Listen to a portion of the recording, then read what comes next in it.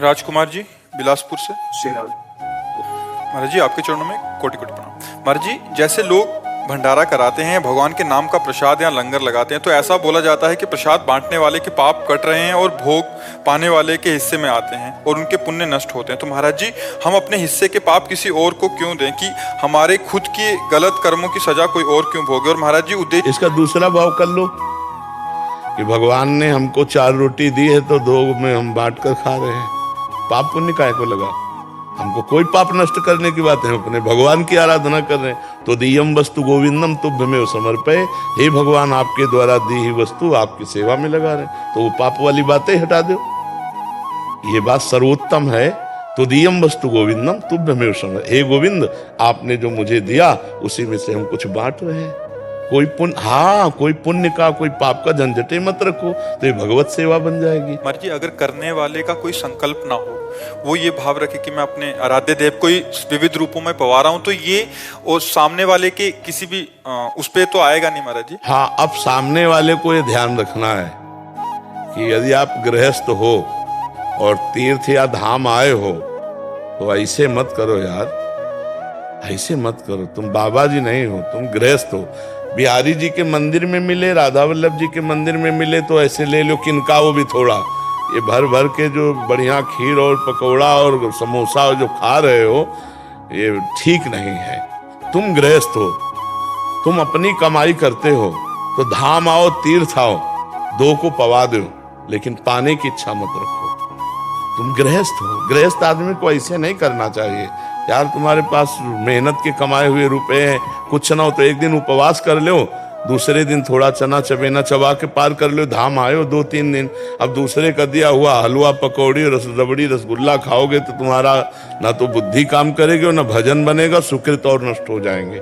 ये बात समझ लो। इसीलिए हम कई बार सत्संग में प्राय रोका है कि मंदिर में आप प्रसाद ले सकते हो, ये जो बाहर सब दान पुण्य वाला भावनात्मक है ये तुम्हारे लिए हानिकारक होगा, नहीं लेना चाहिए। जैसे परिक्रमा आदि पे बट रहा है वो तो चलो हम ऐसे किया चल दिया। महाराज जी जैसे किसी आश्रम आदि या कहीं रुकते हैं तो वहां अगर पाते हैं तो उतना देना चाहिए, देना चाहिए। अगर आप होटल में जाओ तो पता चले कि ये भोजन हमें 100 रुपए का मिलेगा, तो हम कह रहे हैं ना 100 रुपए तुम दो तो 50 तो दे ही दो, वहां ठाकुर जी के चरणों में चढ़ा दो।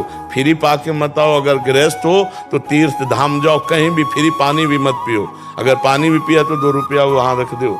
ऐसे चलना चाहिए। गृहस्थी तप के अंतर्गत ही आ जाता है महाराज जी। बिल्कुल, इसको बहुत सावधानी से, इसीलिए तीर्थयाटन जो है सब कोई नहीं लाभ ले पाता है। तीर्थों में जाकर नशा करना, तीर्थों में जाके होटल बुक करके व्यभिचार करना, तीर्थों में गंदे आचरण, भारी पाप कमा के आ रहे हो। दूसरे का खा लिया कि यार बच गए, 100 रुपया बच गया इनके भंडारे में। 100 तो तुमने 100 तो बहुत कम मेहनत में कमाए, लेकिन पुण्य जो बहुत मेहनत में कमाए वो दे दिए। तुम्हें पता नहीं है कि 100 नहीं हजारों का पुण्य नुकसान हो गया। बहुत सावधानी से तीर्थों में जाए। हम कह रहे हैं भगवान के धामों तीर्थों में जाए तो दूसरों का पाए मत, दूसरों की निंदा मत करे, कोई पाप मत करे। एक दिन भले उपवास करके रह जाए, इसके बाद चला जाए यहाँ से। यहाँ रह करके कोई पाप आचरण न करे भगवत धामों में।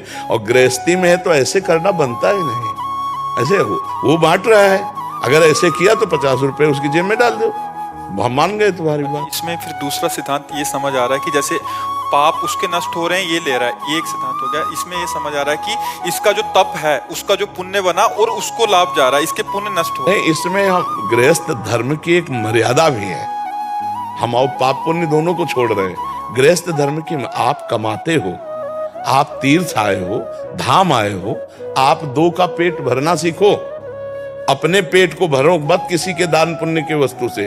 अपने तो जैसे बने वैसे खाओ पियो। अब जैसे धाम आए हो तो 100 रुपया के चना ले लिए, बंदरों को डाल दिए, कुछ दाना 10 रुपया के डाल दिए। हम जो पक्षी वृंदावन के खा, जैसे भूखे गली में इधर उधर बैठे रहते हैं अपंग, कोई कुछ 4 फल ले लिए, सेव एक बांट दिए, हो गया। गृहस्थी में हम कह रहे कुछ नहीं है ना।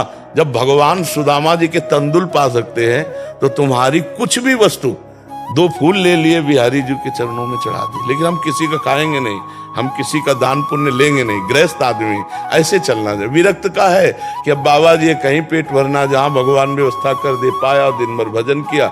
गृहस्थ को ऐसा चाहिए कि अपनी मेहनत का धाम आदि तीर्थ आदि खाए, कहीं भी किसी दूसरे का दान पुण्य का भोजन न करे। अगर साधु महात्माओं के आश्रमों में भी पावे तो वहां ठाकुर जी के सामने कुछ न कुछ भेंट चढ़ा दे, या फिर भेंट ना हो तो सेवा कर दे, सोहनी लगा दे, वहां दोना पत्तल फेंक दो, निपट जाएगा। हम ऐसे फ्री किसी का ना खाए।